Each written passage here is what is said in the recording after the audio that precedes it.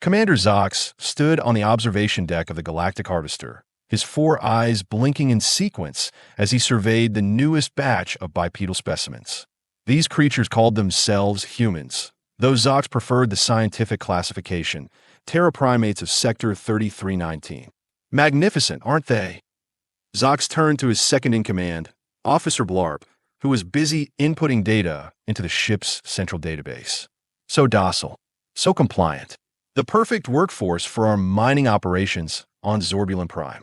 Blarp's antenna twitched nervously. Sir, with all due respect, our intelligence suggests these terraprimates might be more complicated than our previous acquisitions. Nonsense. Zox waved all three of his upper appendages dismissively. Look at them, Blarp. Soft exterior. No natural armor. Pitiful muscle density compared to the Krylox of Nebula 7. These humans will adapt perfectly to our standard subjugation protocols. Below them, 50 humans stood in neat rows inside the massive holding chamber. Most wore expressions that Zox interpreted as acceptance. The universal translators had been distributed, ensuring the commander's grand welcome speech would be understood by all. Attention, new assets of the Zorbulonian Empire. Zox's voice boomed through the chamber. You have been selected for the tremendous honor of serving our glorious mining operations. Your primitive planet has nothing to offer compared to the wonders you will experience under our benevolent supervision. Jack Walker, former Navy SEAL and current mixed martial arts champion, looked sideways at the woman standing next to him. Natasha Volkov, ex-Russian Special Forces, raised an eyebrow slightly. Did this four-eyed squid just call us assets? Jack whispered. Duh, Natasha replied, her voice barely audible. And he thinks we are honored. How thoughtful. On Jack's other side stood Darnell Jackson, retired Army Ranger and Olympic weightlifting gold medalist, who was sizing up the stick-thin guards patrolling the perimeter. Those buggers don't look so tough, he muttered. My grandma could take 3 of them with her walker. Silence when Commander speaks. A guard jabbed an electric prod toward the humans, though it remained several feet away. Respect protocol. Commander Zox continued his speech. You will find that cooperation brings rewards. Resistance brings educational opportunities. He chuckled at his own euphemism. Now, you will proceed to Processing Station Alpha for physical evaluation and task assignment. As the humans were herded toward a large doorway, Zox turned back to Blarp. See? They move exactly as directed. These terraprimates will be our most successful acquisition yet. Commander, Blarp hesitated, antenna quivering anxiously. Our scouting reports indicated significant variations in human capabilities. The specimens we collected were gathered from what the locals call a global combat tournament. This may not represent their typical details, Blarp. Insignificant details. Zox interrupted. All lesser species have their games and competitions. It means nothing. These humans are no different from the obedient flurbits of Dimension 6. The flurbits were plants, sir. Exactly. And did they not serve us well until that unfortunate incident with the fungal uprising? These humans will be even better. No photosynthesis requirements. Meanwhile, in Processing Station Alpha, the 50 humans stood in lines as alien technicians scanned them with various devices. Each human received a metallic collar that fastened seamlessly around their necks. Compliance devices, explained a bored-looking technician with 7 fingers on each hand. Very comfortable, very stylish, very capable of delivering significant neural disruption if you misbehave. Carlos Martinez, world champion boxer from Mexico City, touched the collar gingerly. And if we behave, he asked. The technician's mouth parts fluttered in what might have been amusement. Then you experience only minor neural disruption. Most efficient system in 17 galaxies. At the front of one line, Aiko Tanaka, Japanese jiu-jitsu master and special forces trainer, was being scanned by a particularly thorough technician. Interesting, the alien muttered. Subject displays unusual musculature and nerve response patterns. His problem? Asked another technician. No. Simply unusual for the species baseline. Perhaps a genetic anomaly. The technician made a note in his device. Subject displays heightened neural pathways consistent with advanced coordination and reflex development. You saying this one defective? Not defective. Different. The technician shrugged his upper shoulder clusters. Many species have outliers. It matters not for mining operations. 2 days later, Commander Zox was reviewing the initial performance reports with growing confusion. According to the data, the human specimens were demonstrating unexpected capabilities. How is this possible, Blarp? These terraprimates are exceeding efficiency projections by 340%. Their endurance ratings are off our standard charts. Blarp's antenna stood rigid with concern. Sir, I have been attempting to explain. Our scouting team— Never mind that. Zox waved impatiently. This is excellent news. If they perform this well in their untrained state, imagine their productivity once fully conditioned. Increase work quotas immediately. Sir, there's something else. Blarp's voice dropped lower. 3 security incidents have been reported in the last cycle. What kind of incidents? Guard stations found unmanned. Equipment missing from storage units. And most concerning, 6 compliance collars discovered deactivated. Zox blinked his 4 eyes in sequence, a sign of irritation. Impossible. Those collars use Zorbulonian quantum lock technology. No primitive species could possibly. An alarm blared suddenly, cutting off the commander's protest. Red lights flashed throughout the command center. Security breach in Sector 7 announced the ship's automated system. Unauthorized access to weapons cache detected. Commander Zox turned all 4 eyes toward Blarp. Explain. I believe, sir, Blarp said carefully, that our terraprimates are demonstrating additional capabilities beyond mining efficiency. In Sector 7, Jack Walker and Natasha Volkov had just finished disabling the lock on the weapons storage facility. Behind them, Aiko Tanaka and Darnell Jackson stood guard, each holding improvised weapons fashioned from mining equipment. How much longer, comrade? Natasha asked, her collar now a useless ring of metal hanging loosely around her neck. Almost got it, Jack replied, his fingers working deftly on the alien lock mechanism. Who knew all those hours of picking locks in escape training would come in handy during an actual alien abduction? The door slid open with a soft hiss, revealing racks of exotic weapons. Jackpot, Darnell grinned. Christmas came early, folks. Aiko approached the weapons cautiously. We must be selective. Take only what we understand how to use. Carlos Martinez joined them, leading another group of fighters from the tournament. The others are creating a diversion in the mining sector. We have perhaps 20 minutes before the aliens realize this is the real target. Jack nodded, examining what appeared to be a rifle-like weapon. Let's make them count. Back on the command deck, chaos was erupting. Reports were coming in from multiple sectors, each more alarming than the last.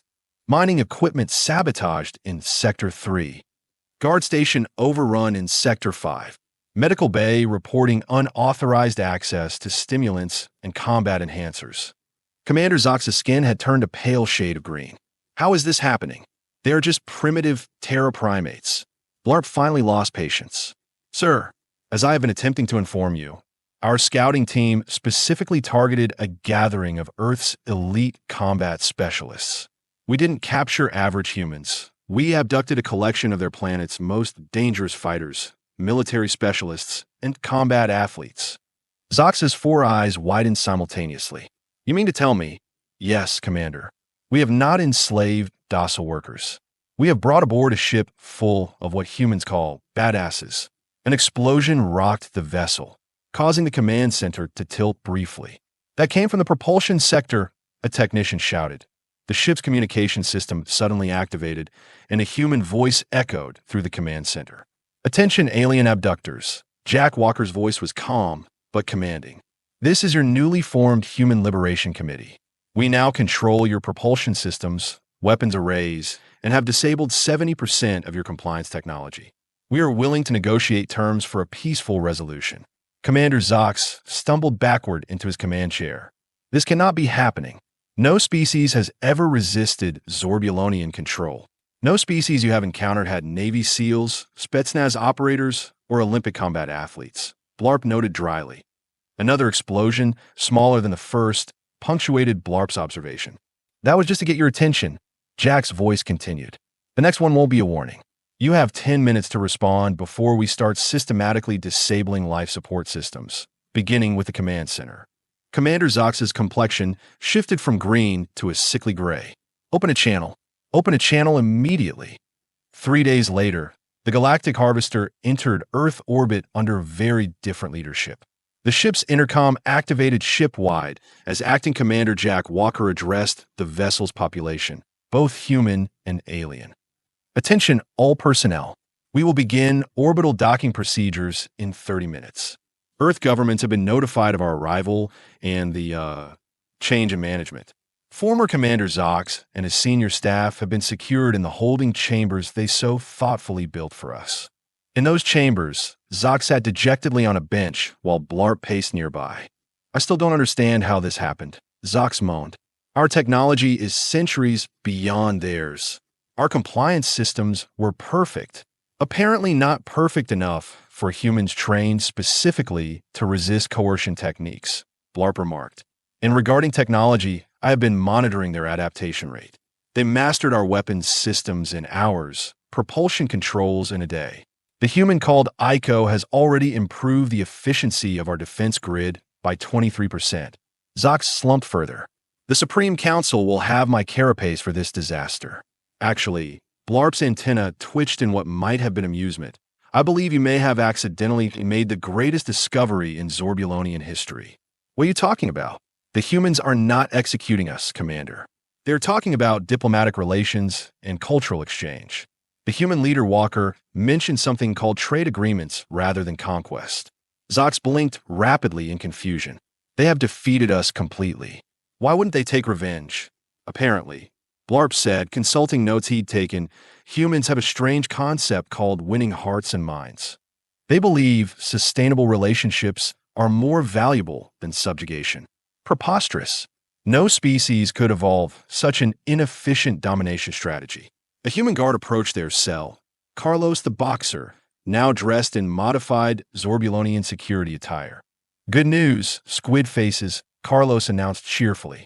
You are being relocated to more comfortable quarters.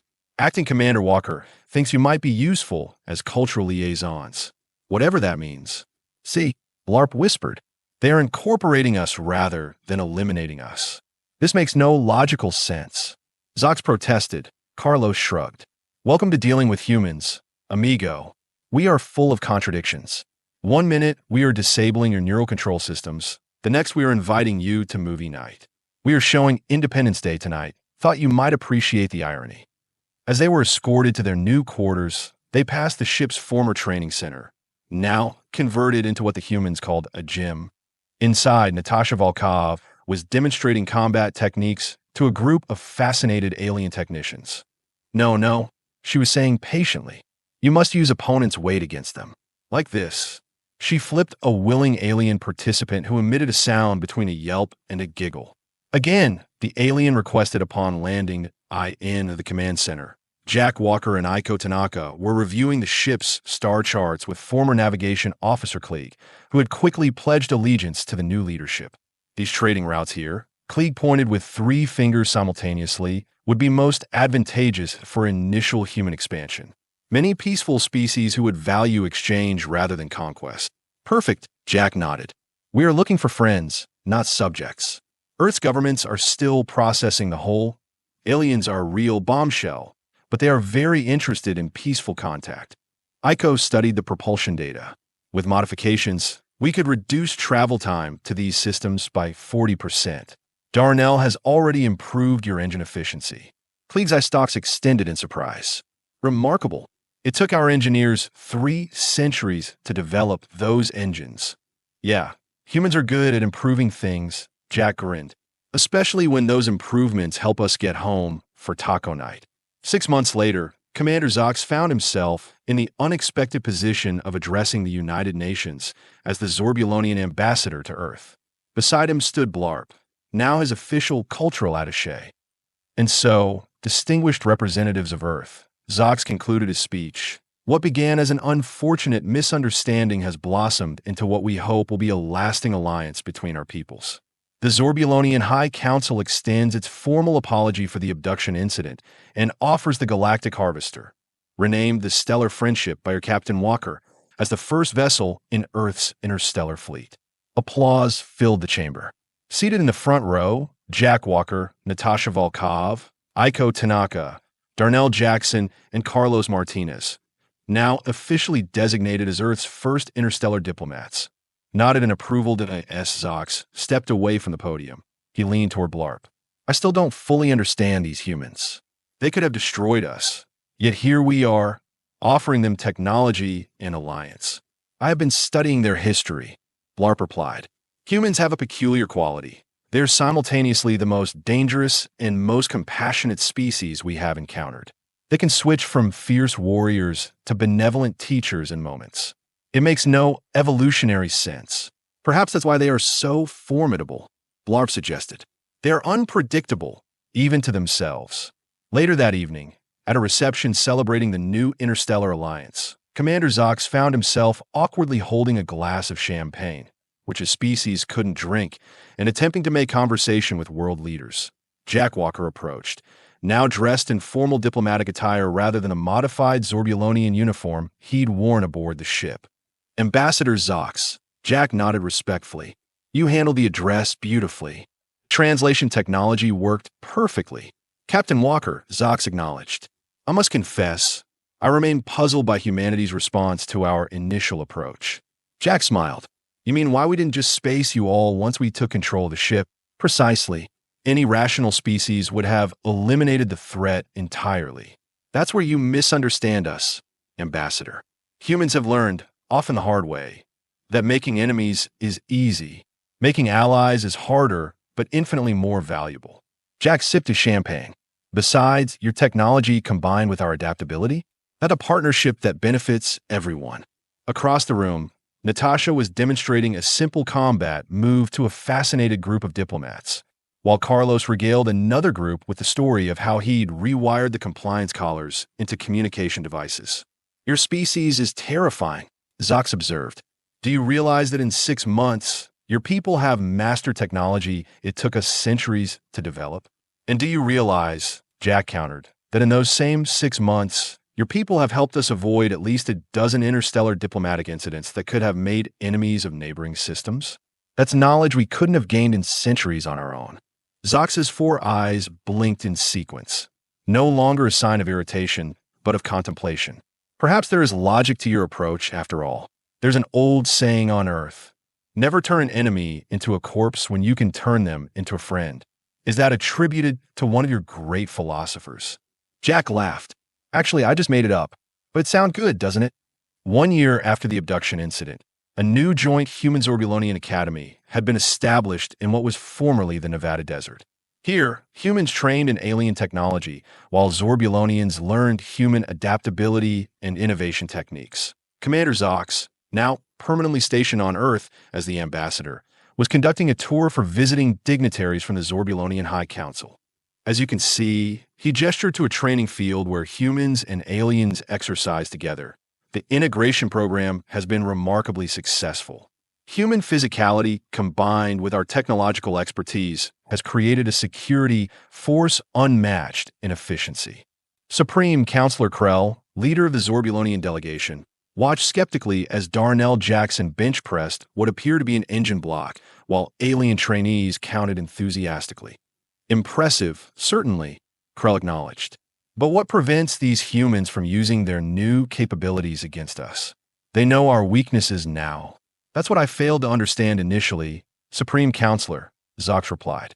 Humans are capable of tremendous violence. Yes, but they are equally capable of tremendous loyalty once you have earned their trust. Trust. Krell repeated the word as if testing an unfamiliar concept. A volatile foundation for interstellar relations. Perhaps, but consider the alternative. Had we successfully enslaved these humans, we would have gained workers, but made an enemy of a species with remarkable adaptive capabilities. Now we have allies who fight alongside us rather than against us. As if on cue, an alarm sounded, and both humans and aliens moved in perfect coordination to defensive positions. Training exercise, Zox explained. They conduct these randomly to ensure readiness. Krell observed the fluid teamwork between species that had been enemies just 1 year prior. I must admit, this outcome, while unexpected, may indeed be superior to our original plan. The humans have a saying, Zox offered. The best mistakes are the ones that end up better than your original plan. Ancient human wisdom. No, Zox's mouth parts arranged into what he had learned was the human expression of a smile. Captain Walker taught me that last week. I believe he was justifying a navigation error that accidentally discovered a new asteroid mining opportunity. As they continued the tour, Blarp joined them, now serving as the Academy's chief cultural liaison. Ambassador. Blarp addressed Zox formally for the benefit of the visiting dignitaries. Captain Walker requests your presence in the technology division. The humans have made another breakthrough with the propulsion systems. Another one? That's the third this month. Yes, sir. Apparently, Aiko Tanaka had what the humans call a crazy idea while sleeping. Something about reversing the polarity of the neutron flow. Supreme Counselor Krell's eye stalks extended in shock. But that would theoretically allow for instantaneous matter transference across. Yes, sir, Blarp confirmed.